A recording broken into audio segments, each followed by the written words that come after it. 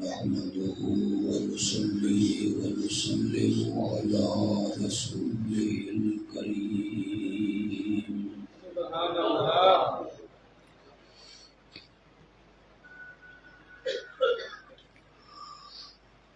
وعلى آله وأصحابه أجمعين.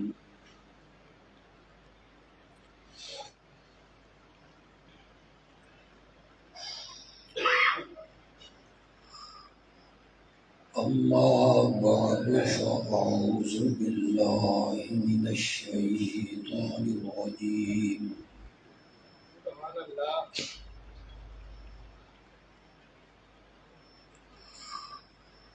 بسم الله الرحمن الرحيم.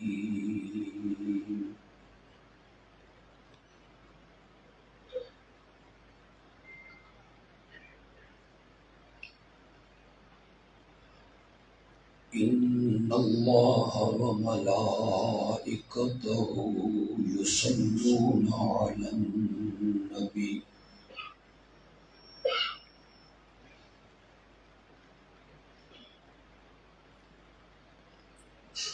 يا أيها الذين آمنوا صلوا عليه وسلموا تسليما.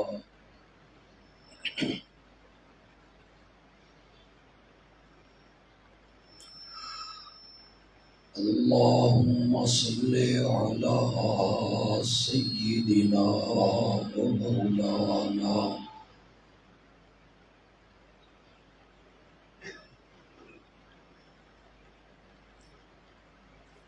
محمد النبي الأمي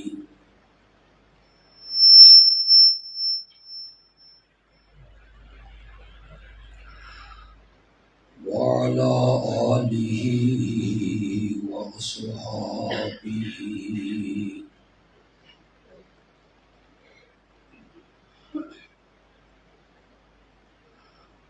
وبارك وسلم ثم صل عليه.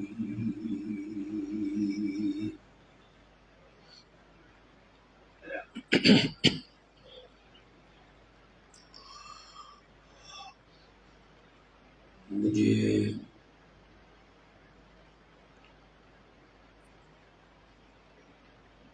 اس محفل میں آ کے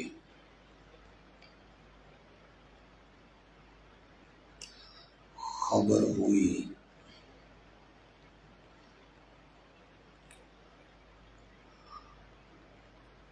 آج کا یہ پروگرام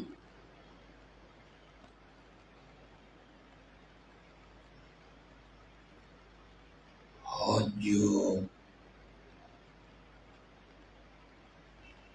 اور قربانی کے عنوان سے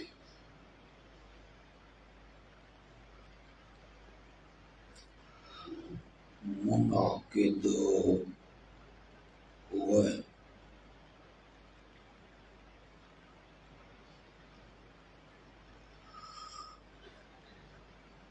آنے والا اسلامی مہینہ ذو الحج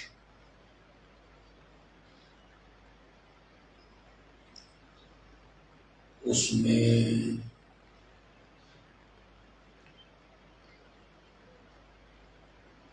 خوش نصیب مسلمان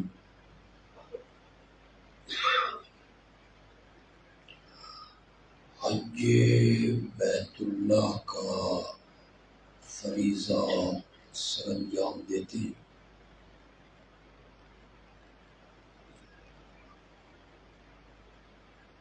اور اسی مہینے میں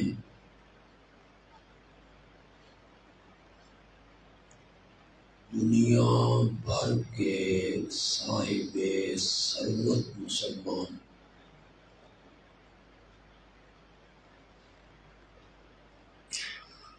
اپنے جانور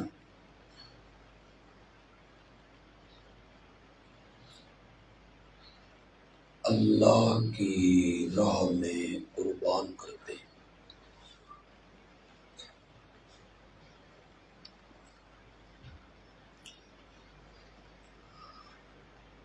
یہ جو قربانی ہے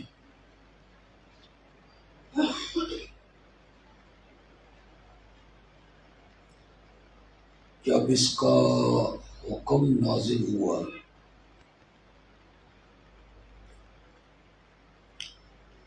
اور نبی اکرم صلی اللہ علیہ وسلم نے صحابہ کو سنایا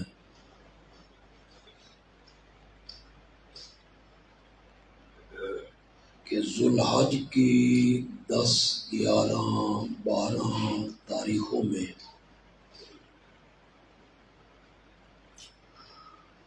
اپنے جانور ذبح کرو، قربان کرو۔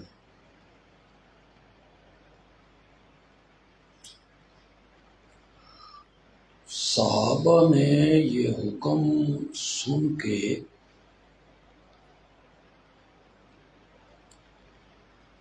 آپ سے 2 سوال کیے تھے۔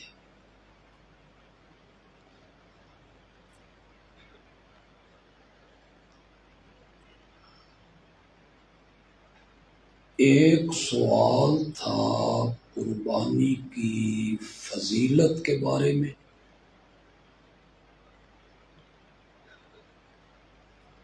اور دوسرا سوال تھا قربانی کی حقیقت کے بارے میں۔ میری بات آپ کو سمجھ آ رہی؟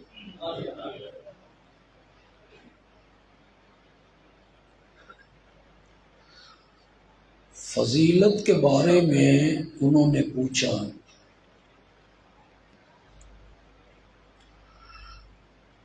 کہ آپ کا حکم سن کے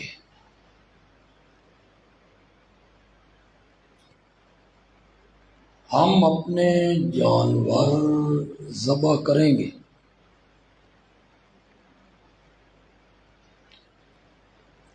لیکن اس کے بدلے میں ہمیں کیا ملے گا؟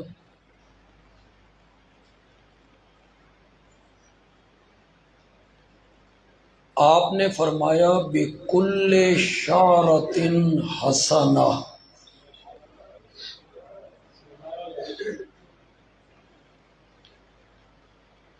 قربانی کے جانور کے بدن پر جتنے بال ہوں گے اللہ ہر بال کے بدلے میں ایک نیکی عطا کرے۔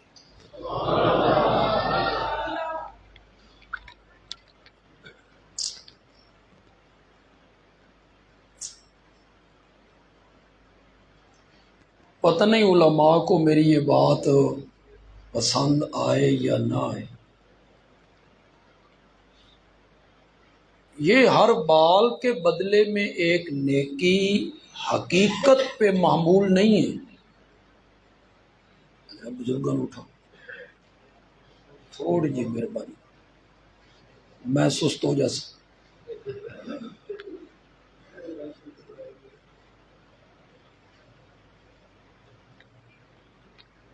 سمجھ آ رہی میری بات؟ یہ معنی نہیں ہے کہ ادھر اللہ بال گنیں گے، جتنے بال ہیں اتنی نیکیاں دے دو، یہ معنی نہیں۔ یہ اللہ کے عدل کے خلاف، انصاف کے خلاف۔ ایک بندے نے 5 لاکھ کی گائے ذبح کی، اس کے بدن پہ بال تھے 1 لاکھ۔ اللہ کہیں گے بھئی اس کو 1 لاکھ نیکیاں دے دو، اور دوسرے بندے نے 20,000 کا دمبا ذبح کیا، اس کے بدن پہ ریشے تھے 5 کروڑ، اللہ کہیں گے بھئی اس نو 5 کروڑ دے دے۔ یہ مانا نہیں، یہ اللہ کے عدل کے،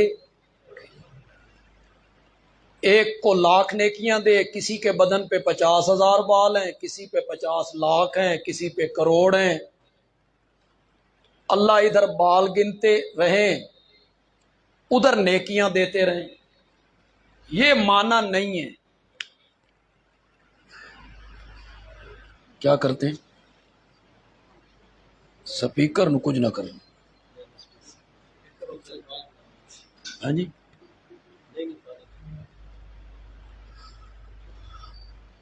یہ حقیقت پہ مبنی نہیں ہے، بلکہ یہ کثرت سے کنایا ہے۔ منڈی والے آکھن گے بے کثرت سے کنایا کس نال کھادا جاندا، ایک ہی بلا ہے۔ کسی چیز کی کثرت کو بیان کرنا ہو نا تو کبھی اس کے سر کے بالوں سے، کبھی آسمان کے تاروں سے، کبھی ریت کے ذروں سے اسے بیان کرتے ہیں۔ ہمارے ہاں بھی، ہماری بولی میں بھی ہے، اردو میں بھی ہے۔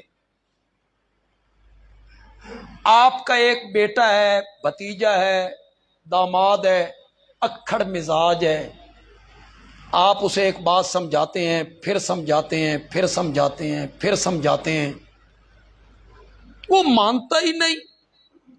آخر میں آپ تنگ آ کے کہتے ہیں میں تین 70 ویری نہیں آکھیا۔ اس کا کیا مطلب یہ ہے بھئی گن کے 70 ویری آکھے؟ یہ مانا وہ 70 کا لفظ کثرت سے کیا ہے، قرآن نے استعمال کیا استغفر لہم۔ تقریر کرانی ہے یا پانی پوانا؟ میری توجہ بٹ رہی ہے تھوڑی سی، تو میں پھر بزرگوں دوستوں والی تقریر شروع کر دیں۔ پانی تے من پینا چاہیے،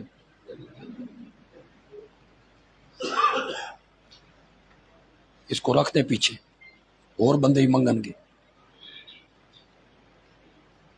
استغفر لہم او لا تستغفر لہم ان تستغفر لہم 70 مرتن۔ آپ ان منافقوں کے لیے بخشش مانگیں یا نہ مانگیں، 70 بار بھی مانگیں نا، میں نے ان کو معاف نہیں کرنا، اس کا کیا معنی ہے کہ 71 بار مانگو تو معاف کر دوں گا؟ یہ معنی نہیں ہے۔ وہاں 70 کا لفظ کثرت سے کیا ہے، کنایا۔ ہوں تو ان کثرت تو کنایا سمجھ آیا کہ حال بھی سمجھ نہیں ہے۔ کوئی بچہ گیا نا باہر ملک، اور باہر ملک جائیں غیر قانونی طور پہ، کبھی کنٹینروں میں چھپ کے، کبھی یہ، پھر مصیبتیں، دکھ، ماریں، تکلیفیں، پھر زخم لگے، اس نے اپنی ماں کو ٹیلی فون کیا یا خط لکھا تو اپنی ماں کو کہتا ہے میرے جسے چو پھٹ نہیں اتنے جتنے تیرے سر دے وال نہیں مائے۔ اس کا کیا مطلب ہے کہ جتنے تیرے سر کے بال ہیں اتنے ہی گن کے زخم لگے؟ نہیں، وہ سر کے بال کثرت سے کیا ہے، گنا ہے۔ کبھی ریت کے ذروں سے، بس ایک روایت ذہن میں آ گئی، رات کا وقت ہے، تارے آسمان پہ چمک رہے ہیں، باہر آپ نے علماء سے سنی ہو۔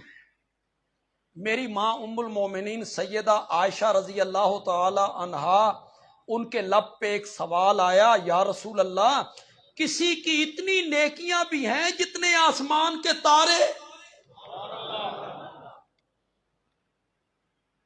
آپ نے فرمایا ہاں ہیں۔ میری ماں نے کہا من ہوا وہ خوش نصیب کون ہے جس کی اتنی نیکیاں، جس نے آسمان کے تارے. آپ نے فرمایا خطاب کا بیٹا عمر ہے رضی اللہ تعالی. میری ماں کیا سننا چاہتی تھی؟ انہوں نے تو سوال ہی اس لیے کیا تھا کہ میرے بابا کا نام لیں گے، اور میرے آقا نے خلاف توقع نام لے لیا حضرت عمر کا. میری ماں نے بھی اپنی بات دل میں نہیں رکھی کہ چپ کر جاتی، بلکہ میں کہا کرتا ہوں رب نے دل میں رکھنے نہیں دی. رب نے کہا عائشہ دل والی بات زبان پہ لا، آج میں لوگوں کو تیرے باپ کی عظمتیں بتانا چاہتا ہوں، زبان پہ لا. میری ماں نے کہا اگر ستاروں کے برابر نیکیاں حضرت عمر کی ہیں فَأَيْنَ حَسَنَاتُ أَبِي، میرے بابا کی نیکیاں کہاں گئیں؟ بس میرے آقا نے جو جواب دیا اور جسے میں نے بیان کیا آپ مجھے دیکھیں گے پھر آپ اس کی لذت لیں گے. اگر ستاروں کے برابر نیکیاں حضرت عمر کی ہیں فَأَيْنَ حَسَنَاتُ أَبِي، تو میرے بابا کی نیکیاں کہاں گئیں؟ میرے آقا نے فرمایا عائشہ پوچھتی ہو بابا کی نیکیاں اور ترازو بناتی ہو آسمان کے تاروں کو.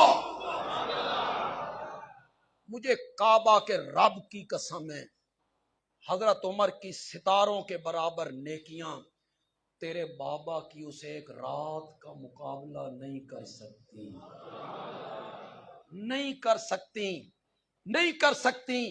جب تیرے بابا نے پوری نبوت کو اپنے کاندھوں پہ اٹھا لیا تھا، جب نبوت کی نازک تلیاں زخمی ہونے لگی پتھریلی زمین پر اور خطرہ یہ پیدا ہوا کہ کھوجی کھوج لگاتے ہوئے پہنچ نہ جائیں، آقا کو کاندھے پہ بٹھایا. میرا موضوع نہیں لیکن ایک جملہ ضرور کہہ کے جاؤں گا، جملہ بالکل نیا ہے. بندیالوی کہتا ہے ہجرت والی رات میرے ابو بکر نے پوری نبوت کو کاندھے پہ اٹھایا اور غار تک پہنچایا. اللہ کی منشا یہ تھی کہ جس نے ہجرت والی رات نبوت کے بوجھ کو اٹھایا ہے نبوت کی وفات کے بعد خلافت کا بوجھ بھی یہی اٹھائے گا، اسی نے اٹھانا.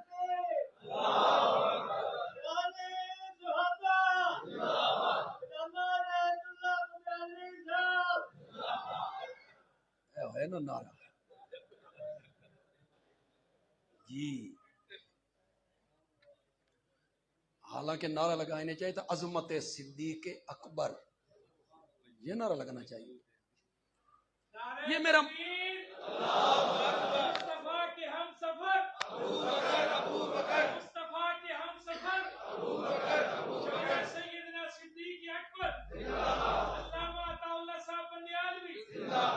یہ میرا موضوع نہیں، میں صرف یہ کہنا چاہتا ہوں کہ یہ ستاروں کے برابر نیکیاں یہ معین تعداد نہیں ہے کہ جتنے ستارے ہیں اتنی نیکیاں، یہ مراد نہیں ہے. کچھ ہمارے دوستوں کو غلط فہمی بھی ہو گئی، انہوں نے اس سے میرے آقا کا علم غیب ثابت کیا. وہ کہنے لگے وہابی آکھ دینے نبی پاک نو غیب دا پتہ نہیں، آپ کو تو ستاروں کی تعداد کا بھی وہ ثابت کرتے ہیں، اس سے علم غیب ثابت کرتے رہتے ہیں کہ آپ کو پتا تھا نا کہ ستارے کتنے ہیں، تبھی تو آپ نے کہا عمر کی نیکیاں ان کے برابر ہیں. بندیالوی کہتا ہے میرے مہربان ستاروں کی تعداد کا پتہ چل جانا اسے علم غیب نہیں کہتے. کس نے تجھے کہہ دیا ہے کہ ایک چیز کا پتہ چل جائے تو اسے علم غیب کہتے ہیں؟ اسے علم غیب نہیں کہتے. تجھے کس طرح بتاؤں علم غیب کسے کہتے ہیں؟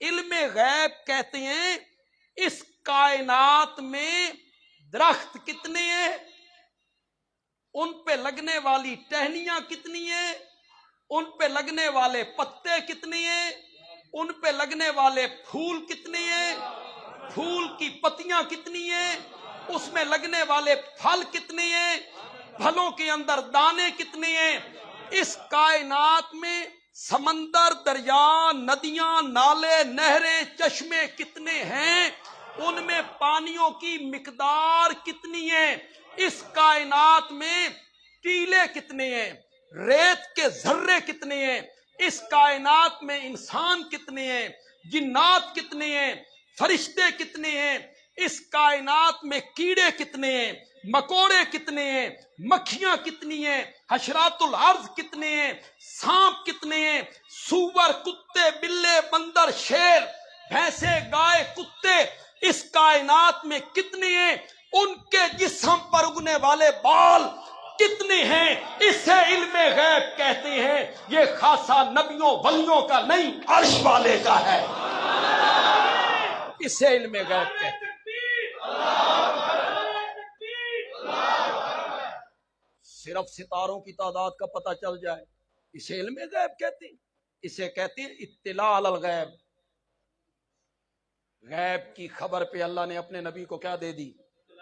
اللہ نے بتا دیا بھی تارے اتنے، اللہ خیر صلی اللہ، آپ اس سے علم غیب ثابت کرتے رہتے ہیں۔ علم غیب کا مفہوم بڑا وسیع ہے۔ افریقہ کے جنگلات ہوں اور پت جھڑ کا موسم ہو، پوری کائنات میں پت جھڑ کا موسم ہو اور پتے گریں، ٹہنیوں سے ٹوٹ ٹوٹ کے پتے گریں، اللہ کہتے ہیں ہر ٹوٹنے والے پتے کو بھی جانتا ہوں، اور ٹہنی سے ٹوٹ کے زمین پہ آتے ہوئے اس نے راستے میں کتنی کروٹیں تبدیل کی ہیں میں اس کو بھی جانتا ہوں۔ یہ ہے علم غیب، جس کو قرآن کہتا ہے یعلم السر اخفا، جانتا ہے راز کو بھی،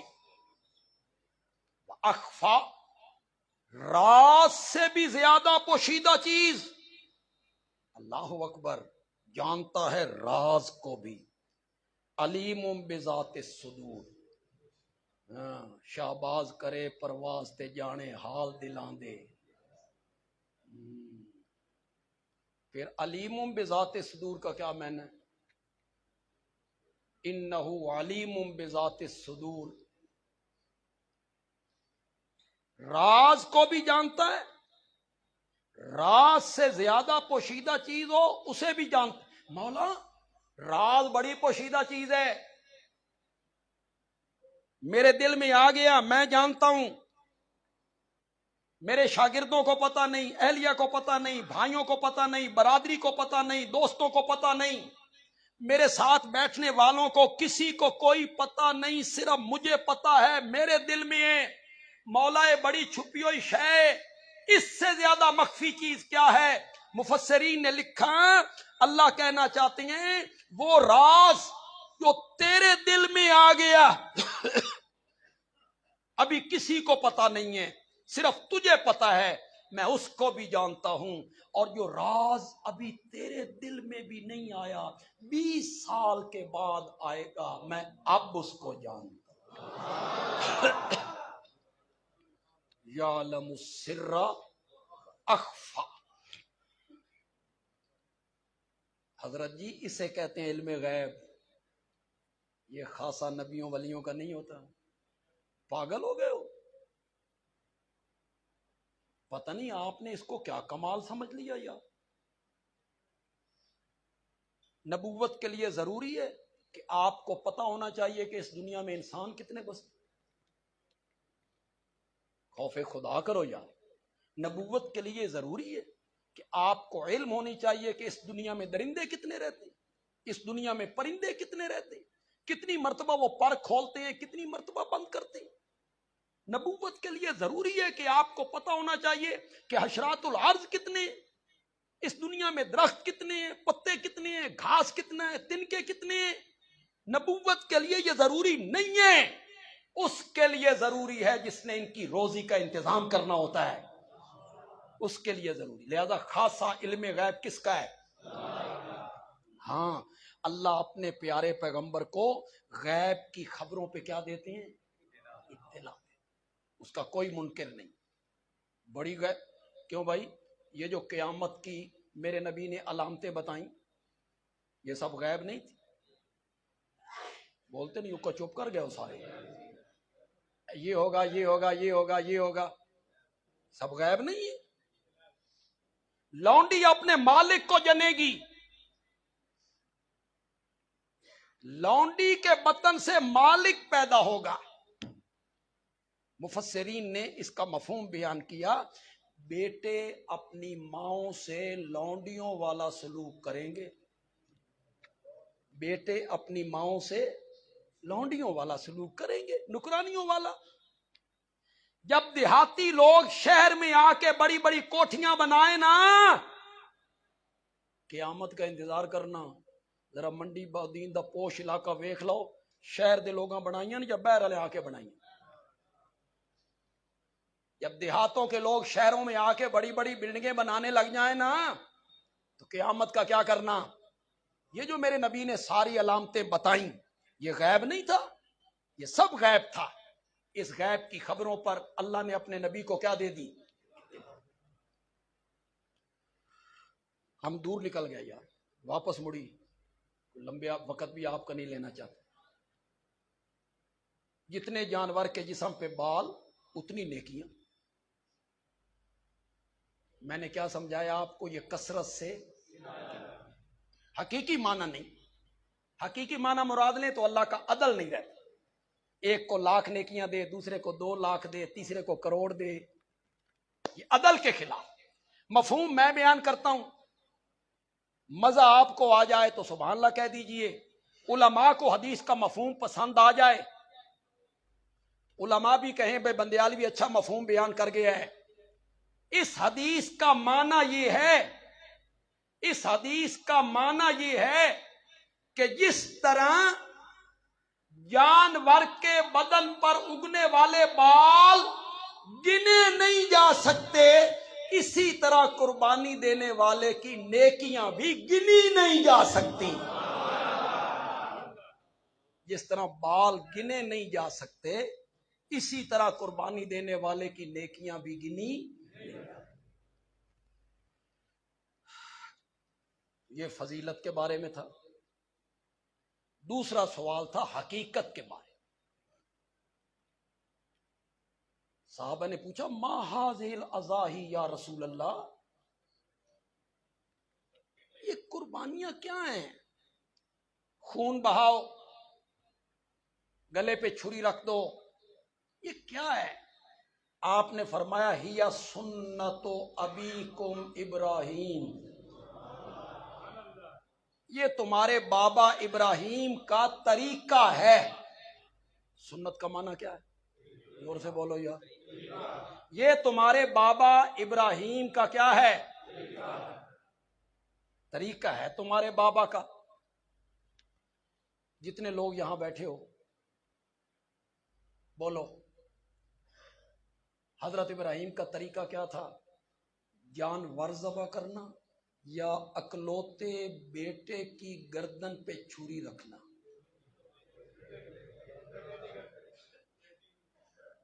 انہوں نے کیا کیا تھا؟ جانور ذبح کیا. ارادہ کیا تھا؟ جانور ذبح کرنے کا. ارادہ تھا اکلوتے بیٹے کے گردن پہ تیار کیا، لائے، لٹایا. قرآن کہتا ہے فلما اسلما، باپ بیٹا دونوں نے ہماری بات کو مانا، وَتَلَّهُ لِلْجَبِينِ، اور باپ نے بیٹے کو جبین کے بل لٹا دیا.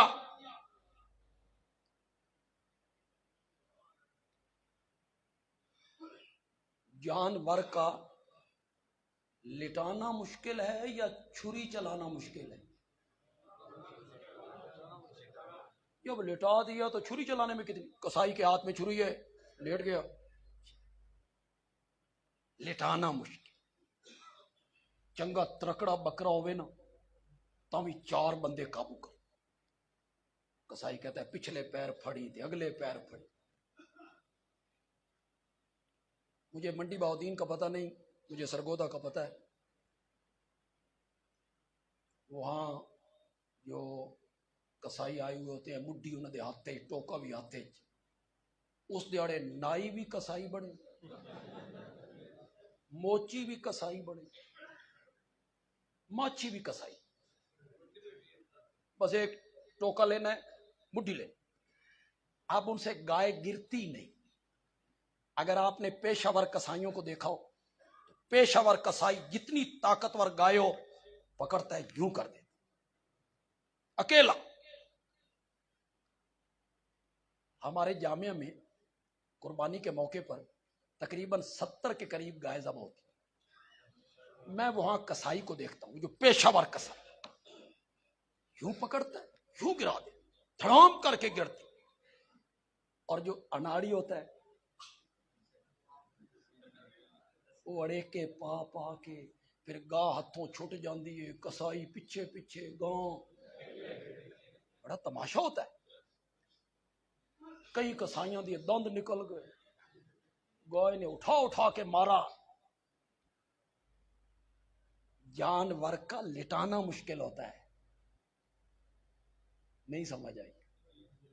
छुरी चलाना क्या मुश्किल, लिटा दिया तो छुरी चलाने में कितनी देर लगी। कुरान कहता है बाप ने बेटे को जबीन के बल लिटा दिया,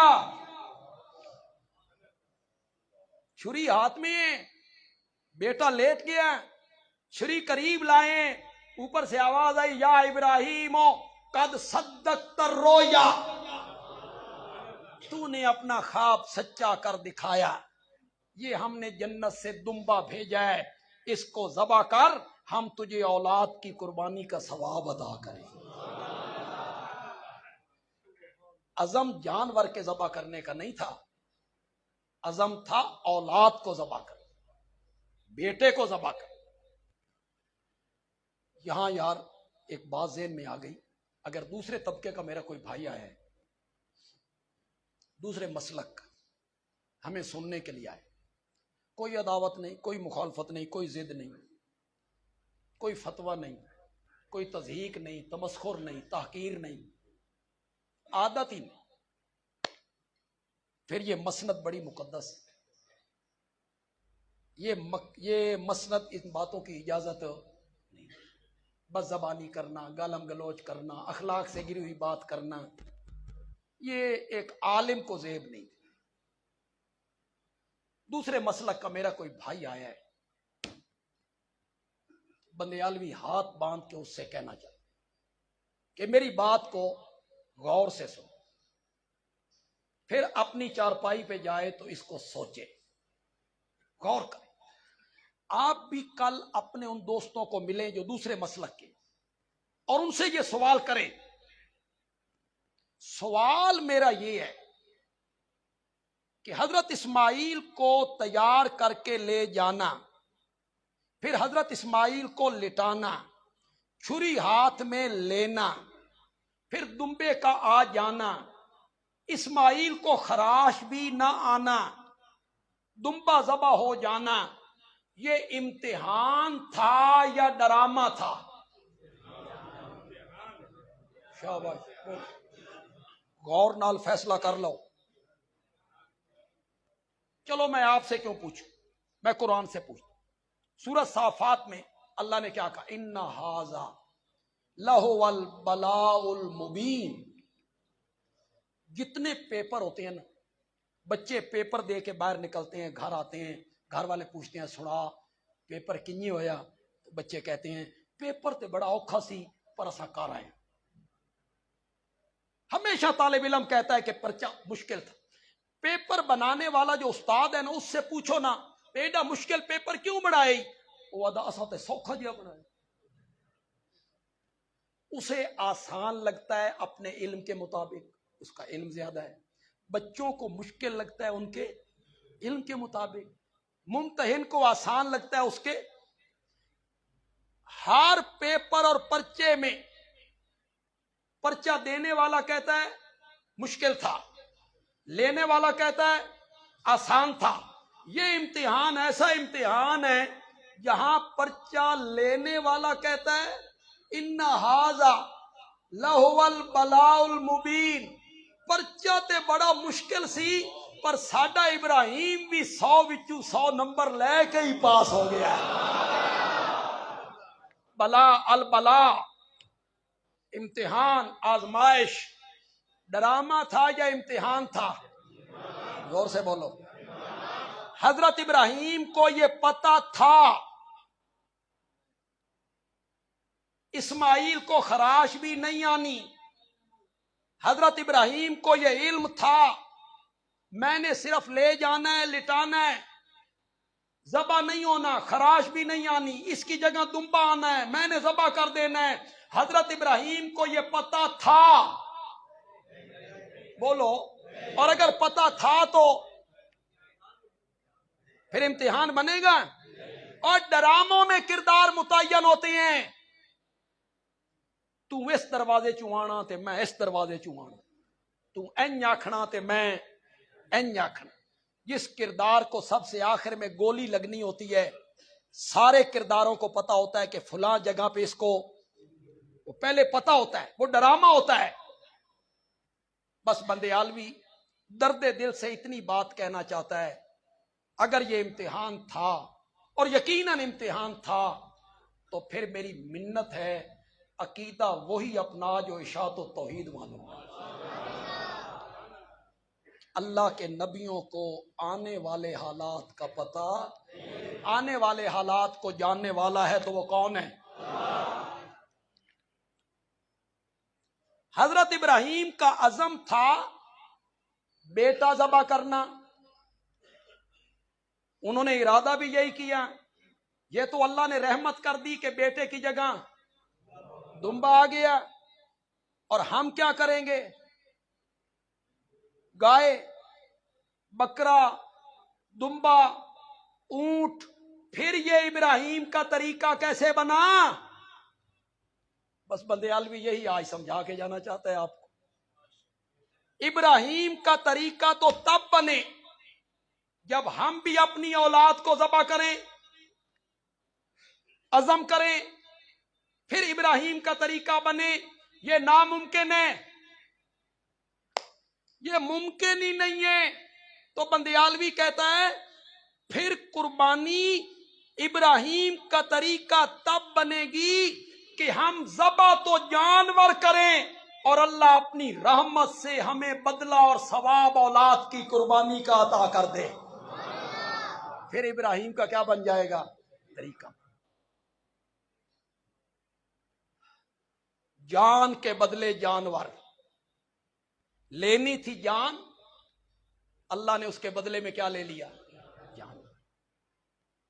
پھر ابراہیم کا طریقہ بن جائے گا، ہم ذبح جانور کریں، گائے ذبح کریں، دمبا ذبح کریں، اور اللہ ہمیں ثواب عطا کر دے بیٹے کی قربانی۔ اللہ کی رحمت سے کوئی بعید نہیں۔ تمہیں بعید ہے؟ بولو تو صحیح ہے، بعید ہے؟ چلو میں اسے بھی سمجھا دیتا ہوں ایک طریقے سے۔ معراج والی رات اللہ نے میرے نبی کے وجود مقدس کو عالم بیداری میں جاگتے ہوئے اسی وجود کو جسد مارو زمین کی پستیوں سے اٹھایا اور بلندی کے اس مقام پہ رب نے پہنچایا جہاں حضرت موسیٰ کی روح بھی کبھی نہیں پہنچی، جبریل کا خیال بھی کبھی نہیں ہوا۔ یہ بھی ہمارے عزیز احتجاج کر رہے تھے، ہندوستان کی عورت نے توہین کی، تمسخر اڑایا، تمسخر، میرے نبی کی تضحیق کی۔ تمسخر کے رنگ میں کہا کہ 6 سال کی بچی سے نکاح کر لیا اور وہ 9 سال کی ہوئی تو تمہارا مسلمانوں کا نبی 9 سال کی بچیوں سے شادیاں کرتے؟ اس نے تضحیق کی، تمسخر اڑائے۔ اگرچہ ہماری کتابوں میں آیا ہے، بلکہ اس نے یہ بھی کہا کہ اگر کوئی مسلمان مذہبی اسکالر میرے سامنے بیٹھے تو میں مسلمانوں کی کتابوں سے یہ بات ثابت کر سکتی ہوں۔ میں نے کہا ثابت کرنا اور ہے، تصحیح کرنا۔ کتابوں میں یہ بات لکھی گئی اور ہم نے اس پر اعتماد کی کہ راوی بچنا چاہیے۔ میں کہتا ہوں راوی نہ بچائیے، اپنے نبی کی عصمت بچائیے۔ راوی مجروح ہوتا ہے تو ہو جائے، اسے نہ بچائیے، اپنے نبی کی عصمت بچائیے۔ کسی کے سامنے آپ 6 سال 9 سال کی بات کریں گے، مستشرقین جو دین کے مخالف ہیں، اسلام کے مخالف ہیں، انہوں نے نشانہ تو بنانا ہے۔ اب بخاری میں اگر 6 یا 9 کے لفظ آ گئے، ہم نے اس کو پکڑ لی، مستشرقین کے ہاتھوں میں ہم نے ہتھیار دے دی۔ دیکھو یہ زمانے میں بخاری لکھی گئی، اس وقت پریسیں تھیں، امام بخاری نے یہ لکھ کر پریس میں دی تھی۔ اس زمانے میں کیا ہوتا تھا، ایک نسخہ ایک عالم نے لکھا، دوسرے عالم نے کہا یار من بھی دیں میں بھی اس تو نوٹ کر لیں، دوسرے عالم نے اس سے لکھ لیا، تیسرے عالم نے اس سے لکھ لیا، چوتھے کلمی نسخے لکھے جاتے تھے۔ کلمی تو کلمی نسخوں میں کچھ لفظ رہ نہیں سکتے، کلمی جو ہوئے، لکھنے والا انسان ہے۔ 16 تھا، اشر نہ لکھا گیا، 6 لکھ دیا گیا، 16 سال۔ 19 تھا، 19 سال، 9 لکھا گیا، اشر نہ لکھا گیا۔ تو آپ تعویل کریں نا، نبوت کی عصمت کو تو بچائیں نا۔ مستشرقین کے ہاتھ میں آپ نے ہتھیار ڈال دیے، ہتھیار دے دیے۔ حضرت عائشہ رضی اللہ تعالی عنہا کی عمر نکاح کے وقت 16 سال اور شادی کے وقت 19 سال۔ تاریخ نے اس کو ثابت بھی کیا، ان کی بہن حضرت اسماء کی عمر کو دیکھ کر تاریخ نے اس کو ثابت بھی کی، لیکن اس نے اس کا تمسخر اڑایا، تضحیک کی، میرے آقا کی تضحیک کی، تمسخر اڑایا، حکارت کے رنگ میں ذکر کیا اس نے۔ احتجاج تو ہمارے عزیز نے کر دیا ہے، میں تو اتنا کہنا چاہتا ہوں دنیا کفر کو، یہودیوں کو اور عیسائیوں کو یہ بات سمجھ کیوں نہیں آ رہی کہ ہم مسلمان محمد عربی سے جذباتی محبت کرتے ہیں؟ کیوں سمجھ نہیں آ رہی ان کو؟ ہم ہر چیز برداشت کر سکتے ہیں، ہم آقا کی توہین برداشت نہیں کر سکتے۔ کیوں سمجھ نہیں آ رہی ان کو؟ کیوں وہ خاکے بناتے ہیں، تمسخر اڑاتے ہیں، مذاق بناتے ہیں، گستاخیاں کرتے ہیں؟ انہیں اس بات کی سمجھ کیوں نہیں آ رہی؟ اللہ کے بعد ہم مسلمانوں کے لیے سب کچھ ہمارا محمد ہے صلی اللہ۔ ہم نے ان کے ہاتھوں سے جام کوثر پینا ہے، ہم نے ان کے جھنڈے کے نیچے کھڑا ہونا ہے، ہم نے ان کی شفاعت کے ہم امیدوار ہیں۔ ہمارا سب کچھ ہمارے محمد ہے صلی اللہ۔ دنیا کفر کو یہ بات سمجھنی ہوگی، یہودیوں کو، عیسائیوں کو، کفار کو یہ بات سمجھنی ہوگی کہ مسلمان ہر چیز برداشت کر لیتا ہے، آمنہ کے لال کی ادنا سی توہین بھی اس کی برداشت سے کیا ہے۔ تم ہمارے دل زخمی کرتے ہو، تم ہمیں تکلیف پہنچاتے ہو، تمہاری یہ تسخیر کرنا ہمارے لیے تکلیف کا باعث ہے۔ ہم اپنے والد، ماں، دادا ہر ایک کی توہین برداشت کر سکتے ہیں، محمد عربی کی توہین ہم برداشت نہیں کر سکتے صلی اللہ۔ میرے آقا رب کے پاس پہنچ گئے، تحفوں کا تبادلہ ہوا۔ اللہ نے واپس آتے ہوئے میرے نبی کو 50 نمازوں کا تحفہ دے امت کے لیے۔ کتنی نمازیں؟ حضرت موسیٰ علیہ السلام سے ملاقات ہوئی نا، انہیں پوچھا سناؤ، فرمایا 50 نمازوں کا تحفہ لبیا۔ حضرت موسیٰ نے فرمایا تیری امت 50 نمازاں کو نہیں پڑھنی ہے، اب وقت ہے، جاؤ تخفیف کرواؤ، کچھ ہلکا ہو جائے کام۔ گئے، اللہ نے 5 معاف کر، 45۔ حضرت موسیٰ نے کہا نہیں تخفیف کرواؤ، گئے 40۔ حضرت موسیٰ نے کہا نہیں 35 30 25 20 15 10 5۔ کتنی کتنی کر کے معاف ہو رہی ہیں؟ رہ گئی 5۔ حضرت موسیٰ نے فرمایا ہن وقت تخفیف کرا لو، تیری امت 5 نمازاں پڑھن دی بھی سکت نہیں رکھتی۔ ہمارے جو دوست ہیں نا، ان کے دلائل بڑے مضبوط ہیں۔ ہاں یہ کہتے ہیں اے وہابی آکھدے نے نبیاں نو آن والی گل دا پتہ نہیں لگدا، حالیں اساں جمے نہیں۔ اور حضرت موسیٰ کو پتہ تھا، انہاں 5 جانتے تھے کہ نہیں جانتے تھے؟ آگے پڑھی پڑھائی قوم ہے، کہتے ہاں جی جانتے تھے نا، تبھی تو کہہ رہے ہیں اے اللہ کے بندو خوف خدا کرو۔ اس کا مطلب یہ ہوا حضرت موسیٰ جانتے تھے، ساڈے نبی نہیں سن جان دے۔ یہی کہنا چاہتے ہو؟ ہمارے نبی کو تب پتہ چلتا تھا جب حضرت موسیٰ بتاتے تھے، یہی کہنا چاہتے ہو؟ جانتے نہیں تھے، یہ تیرا خیال ہے، تیرا گمان ہے، اور بندیالوی کے پاس ارشاد محمد ہے صلی اللہ علیہ وسلم۔ میرے پاس حدیث ہے، میرے آقا نے فرمایا حضرت موسیٰ نے میری امت کو اپنی امت پر قیاس کر لیا، انہیں اپنی امت کا تجربہ تھا۔ من سلوا کھانے والی، بادلوں کے سائے میں رہنے والی، سمندروں میں راہ پانے والی امت۔ اللہ نے کہا گائے ذبح کرو، انہاں کہا رنگ کی ہو جو ہوئے، آکے اے ہوئے، آکے عمر کی ہوئے، آکے اے ہوئے، آکے حالے گل کھلی نہیں، کچھ اور وضاحت کرو۔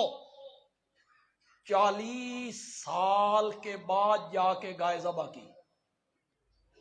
کتنے سالوں تو بعد؟ حضرت موسیٰ سوچیا میری امت 40 سال گاں ذبح نہیں کیتی، اے روز دیاں۔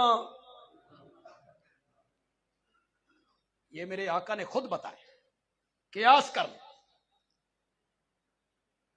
5 بھی نہیں پڑھیں گے۔ آپ نے فرمایا ہن شرم آندی ہے، کیوں؟ 2 کر کے تو معاف نہیں ہو رہی، نہ 3 کر کے ہو رہی تھی، کتنی کتنی، اور اب رہ کتنی گئی تھی؟ اب کے جانے کا کیا مطلب تھا کہ یہ 5 بھی برابر کر دی جائیں؟ فرمایا شرم آندی ہے۔ اوپر سے آواز آئی ما یبدل القول لدی، میرا سونا گل ساڈے پاسوں نہیں بدلی، گل تہاڈے پاسوں بدل گئی ہے، مولا تیرے پاسوں نہیں بدلی۔ 50 دیاں 45 40 35 30 25 20 15 10 5 تیرے پاسوں نہیں بدلی۔ فرمایا نہیں، تمہارے ذمے تھا 50 نمازوں کا پڑھنا، اور میرے ذمے تھا 50 نمازوں کا ثواب دینا۔ تمہاری طرف سے بات بدل گئی ہے، تم 50 کی 5 پڑھو گے، میں ثواب اب بھی 50 ہی کا عطا کروں گا۔ بات ہماری طرف سے نہیں بدلی، بات تمہاری طرف سے بدل گئی۔ منڈی بہودین والے تھوڑا سا میرا ساتھ دیں، اس کو میں ذرا خطیبانہ رنگ میں بیان کرنا چاہتا ہوں۔ وہ کئی چپ کر گئے، آخو جی بیان کرو، پھر میں بیان کروں اور آپ کو مزہ آ جائے، پھر آپ سبحان لگے۔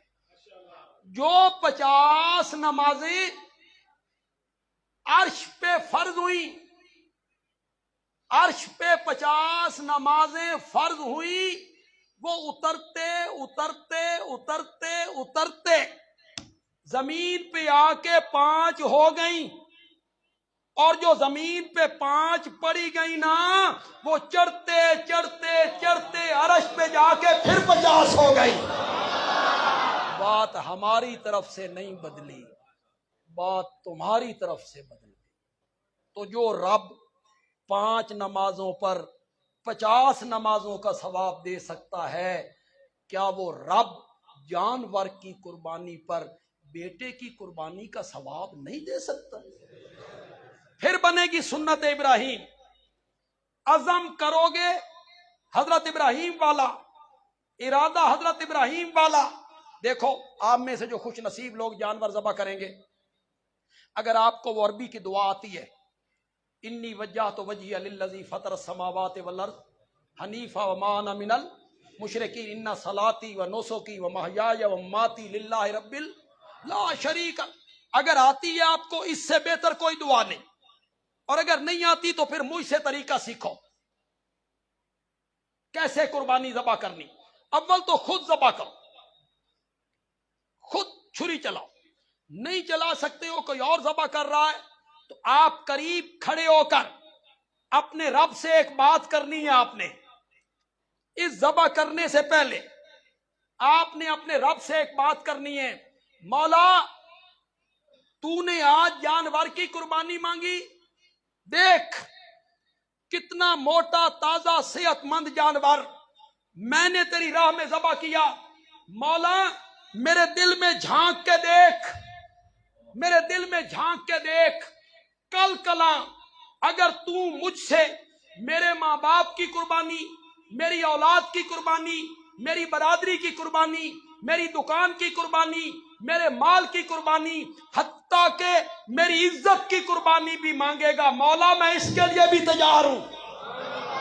یہ عزم کرنا ہے۔ اس عزم کے ساتھ جب آپ جانور ذبح کریں گے، اللہ کہتے ہیں تو جانور ذبح کر، میں تجھے بیٹے کی قربانی کا ثواب عطا کر۔ عزم حضرت ابراہیم کا ہونا چاہیے، عقیدہ حضرت ابراہیم کا ہونا چاہیے۔ یہ قربانی آپ انشاءاللہ بہت سارے لوگ کریں گے۔ منڈی بہودین بڑے مالداران دا شہر ہے، تو موٹا تازہ پاکستانی لوگ قربانی بڑی کرتے، زکوٰۃ دین نہ دین، قربانی 5-5 لاکھ کی کریں، 5-5 قربانیاں کریں۔ حالانکہ اللہ دی قسم ہے کروڑ پتی آدمی 7ویں حصے پتی چ رل جائے نا 18,000 دے کے، رب قیامت کے دن نہیں پوچھے گا تو قربانی کیوں نہیں کی تھی، ہو گئی 18,000 بھی ہو گئی۔ لیکن لوگ کرتے ہیں مقابلے میں آ کے کرتے۔ تو ہمارے شہری لوگ، شہری بابو منڈیوں میں جاتے ہیں، یہ پوچھل چک چک کے دیکھتے پتہ گتا انہوں کاک نہیں، انہیں کیا پتہ ہے کہ جانور میں گوشت کتنا ہے، پٹھ کی یہ نہ پتہ۔ وہ تجربہ کار لوگ ہوتے ہیں، جٹ لوگ، ذمہ دار لوگ۔ ہمارے قاری صاحب تھے، قاری فتح محمد صاحب، آپ کے استاد تھے قاری فتح محمد، فوت ہو گئے۔ وہ کہتے تھے کہ گائے قدم اٹھائے نا تو مجھے پتہ چل جاتا ہے کہ یہ گابھن ہے، قدم اٹھائے، تجربہ ہے نا۔ پتہ گتا ان شہریوں کو کون نہیں ہوتا، یہ یوں ہی پٹھ دوتے ہاتھ رکھ کے تھے جی چکن گئے تھے۔ وہ پہلے بھی یہاں شاید سنا کے گیا ہوں، ہمارے سامنے 29 بلاک کا ایک بندہ، ہمارا میلہ منڈی گراؤنڈ ہے، وہ رات کے وقت کوئی ورلے ورلے بلب وہ بکرا لے کے آیا، بڑا موٹا تازہ ہے، خوشی خوشی، صبح ویکھیا تے بکری۔ اس وپاری نے تھن اتے کر کے نہ اتے ٹیپا لائی، صبح دیکھا تو بکری ہے۔ اس بندے نو بکرے تے بکری دا پتہ نہ، وہ پٹھ نو ویکھدا پھر۔ لیکن لوگ دیکھتے ہیں سنگ پورے، کن پورے، کانا تے نہیں، لنگڑا تے نہیں، لوگ ٹٹولتے ہیں، عیب تے کوئی نہیں۔ اللہ نے فرمایا جس طرح تو بے عیب جانور تلاش کرتا ہے، تو سمجھتا ہے کہ جانور بے عیب ہونا چاہیے، میں نے بھی تجھے ٹٹول کے دیکھنا ہے۔ تیرا عقیدہ بھی شرک سے بے عیب ہونا چاہیے، جانور بھی بے عیب ہونا چاہیے، اور تیرا عقیدہ بھی۔ بے عیب ہونا چاہیے. ہم نے بھی تجھے ٹٹول کے دیکھنا ہے, تو کانا تے نہیں. کانا مسلمان کون ہوتا ہے؟ کانا مسلمان وہ ہوتا ہے جڑا قربانی کردا تے نماز نہیں پڑھتا. قربانی کرتا ہے نماز نہیں پڑھتا, قربانی کرتا ہے زکوٰۃ نہیں دیتا. کیوں بھئی نماز پڑھنا کس کا حکم ہے اور قربانی کرنا کس کا حکم ہے؟ ایک حکم مانتا ہے دوسرا نہیں مانتا. تو جس طرح جانور کو تلاش کر کے خریدتا ہے, اس میں عیب کوئی نہیں ہونا چاہیے. میں نے بھی تجھے ٹٹول کے دیکھنا ہے, تیرے عقیدے میں عیب کوئی نہیں ہونا چاہیے. جس طرح عیب دار جانور قربانی کے لیے قبول نہیں ہوتا, عیب دار عقیدے والے کی قربانی بھی ہم قبول نہیں کیا کریں. قبول اس بندے کی قربانی ہوگی جس کا عقیدہ حضرت ابراہیم کے عقیدے کے. اللہ تعالیٰ عمل کی توفیق عطا فرمائے. الحمدللہ رب العالمین والصلاۃ والسلام علی سید الانبیاء والمرسلین.